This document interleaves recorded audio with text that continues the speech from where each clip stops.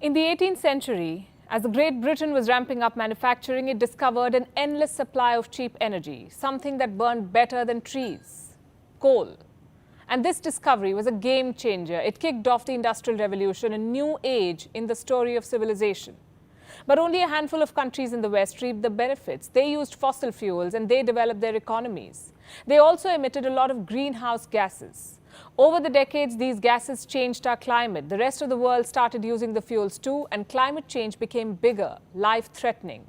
Now the world needs to clean up, but the responsibility for the cleanup is not being evenly shared. The blame is largely being put on the developing world, as Western countries, which are historically, morally, politically, and perhaps even financially responsible for climate change, now paint themselves as green. Hello and welcome to Gravitas Plus. I'm Palki Sharma Upadhyay. Climate change is real, and so is climate colonialism. What does that mean? What is climate colonialism? Industrialized nations grew at the ecological expense of developing countries. They became rich. Then they very smartly deindustrialized and exported their carbon emissions. And then they created a system that absolves them of all responsibilities and whitewashes their historical role in climate change. Our argument today is very simple. Everyone must do their bit to fight climate change, but the developed world did more damage, so they should pay up and not preach. Let me give you some figures. Since the Industrial Revolution, the developed countries have been responsible for most of the world's carbon dioxide emissions. The US accounts for 25% of the world's historical emissions, the European Union 22%, China 13%. Compare this to India, Africa and South America, barely 3%. Do you see the gap? Let's also compare the present with the past. Today, the UK is responsible for 1% of the world's emissions, but if you take into account Britain's historical responsibility, the figure rises to 5%. Same with Germany.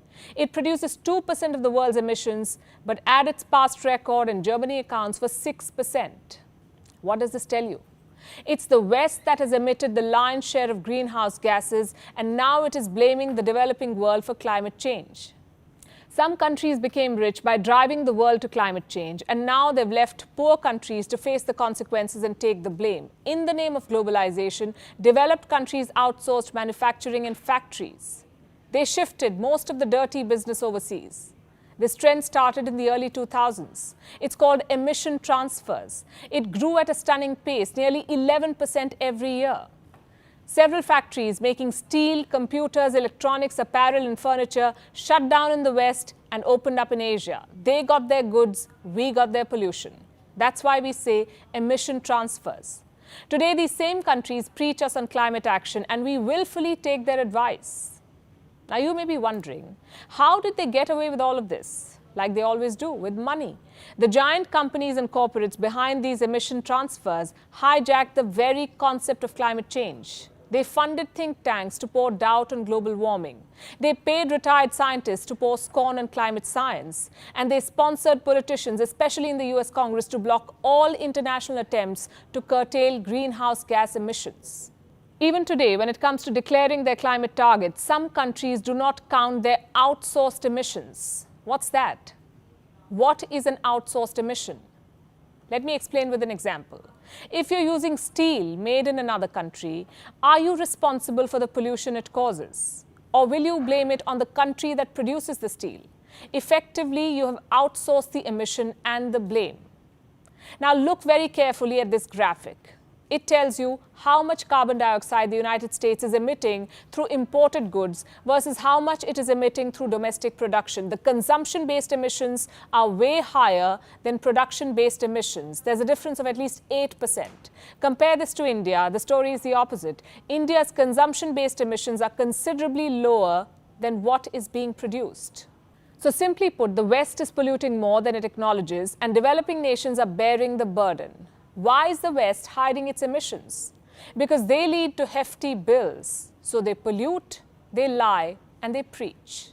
And why are we discussing this today? Because later this month, world powers will discuss it. On the 22nd of April, at least 40 world leaders will join a virtual meeting to discuss climate change. Their host will be US President Joe Biden. Why are they meeting? Because Washington wants to urge world leaders to update their respective targets under the Paris Agreement. America wants other countries to spell out how they will curb climate change. Well, what will America itself do? Here is Biden's plan: produce electricity that is pollution-free, manufacture zero-emission vehicles, and halt all new leases for oil and natural gas production. The goal is to switch completely to clean electricity by 2035 and to net zero emissions by 2050. This is the US plan, and it expects most of the world to follow suit. What about India? Well, John Kerry, America's climate czar, visited New Delhi recently, and he said the United States is not looking to get India to immediately make the net zero pledge. Then we come to the European Union. It has pledged to cut net greenhouse gas emissions by at least 55% by 2030. Britain has gone even further, vowing a 68% cut. We must applaud their targets. We must also take them with a pinch of salt and hope that they will not be reversed by a future administration. I say this because it has happened before. You might remember this president. He pulled America out of the Paris Agreement. What's the guarantee that it will not happen again? And where will that leave the countries which are using American investments to achieve their goals? These are not the only challenges, by the way. You can't set the same deadline and same targets for every country. Every society needs its own time to adapt. Some might take decades. And this is where economies are still closely tied to the fossil fuel industry. Expecting them to change overnight without financial incentives is a self-defeating strategy. Then we have the pandemic. It has hit all economies in the world. Some countries are bracing for more lockdowns. So just setting lofty climate targets is not going to work if we don't have the financial bandwidth to back them. And finally, America may be trying to reshape the world in its image, but the political debate on climate change is fundamentally about action. How does the land of the free compare with other nations when it comes to performance? According to a performance index published by Statista, Sweden, the United Kingdom, Denmark, Morocco, and Norway are the top 5 countries that have acted against climate change. India is not far behind. It's on the 7th spot, way ahead of France and the United States, the so-called leaders of climate action. Again, I have some figures for you. Do you know where the most number of climate change deniers live? A survey was carried out in July 2020, and America was on the 2nd spot. 19% of Americans thought that climate change was not real, or at least humans were not responsible for it. And 5% of Americans even said that climate change was not even happening. What about India? India has civilizational values of respecting nature, and it has already linked these values with its commitment towards sustainable economic development. We are happy to share that India is one of the few countries on track to meet its targets under the Paris Agreement. And these are targets set for 2030. India pledged to cut emissions by 33 to 35%. It has already achieved 21% of this target. India promised to ramp up non-fossil fuel electricity capacity to 40%. It is just 2% short of this target. Since 2015, the number of people working in the renewable energy sector in India has increased 5-fold.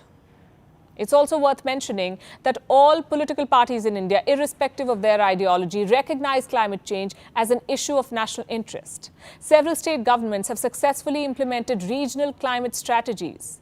According to a report by KPMG, at least 10 Indian states have overwhelmingly invested in clean energy.